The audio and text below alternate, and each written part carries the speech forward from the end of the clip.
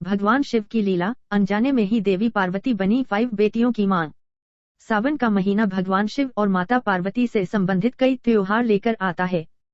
सावन का महीना शिव को अत्यंत प्रिय है। इसी महीने माता पार्वती से संबंधित हरियाली तीज आती है और उनके प्रिय नाग से संबंधित नाग पंचमी का पर्व भी आज के दिन भी है, जिसे सौभाग्य कारक माना गया है।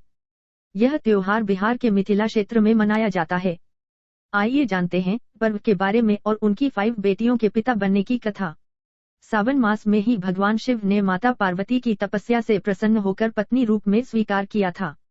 आपने भगवान शिव के पुत्र कार्तिकेय और गणेश के बारे में तो जानते ही होंगे, लेकिन इनके अलावा उनकी 5 और बेटियां थीं, जिनके बारे में बहुत कम लोगों को जानकारी है। मधुश्रावणी व्रत में बताया गया है कि एक समय सरोवर में भगवान भोलेनाथ और माता पार्वती की जलक्रीड़ा चल रही थी। उसी समय भगवान शिव का वीर्यपात हो गया, जिस उन्होंने एक पत्ते पर रख दिया। इससे 5 कन्याओं का जन्म हुआ। यह 5 कन्याएं मनुष्य रूप में न होकर नाग रूप में थीं। शिव पुराण में भी शिव जी की एक पुत्री का जिक्र हुआ है, जो नागों की देवी मनसा है।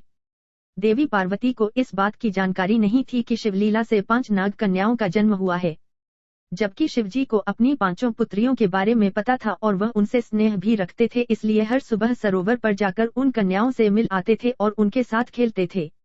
माता पार्वती को हुई शंका।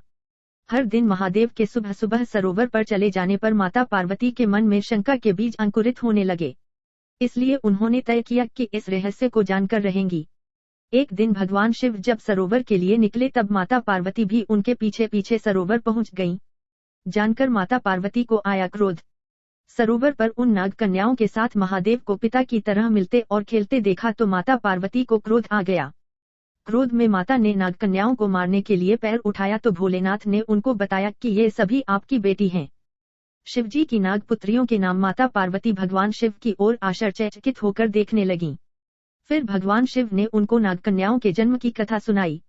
इसके बाद माता पार्वती जोर जोर से हंसने लगीं। इन नाग कन्याओं का नाम जया, विषहर, शामिलबारी, देव और दोतली है।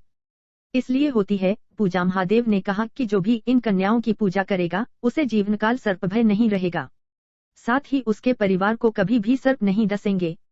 यही कारण है कि सावन मास में इन नाग कन्याओं की पूजा की जाती है। सावन कृष्ण पंचमी से लेकर सावन शुक्ल पंचमी तक इनकी पूजा और कथा की जाती है।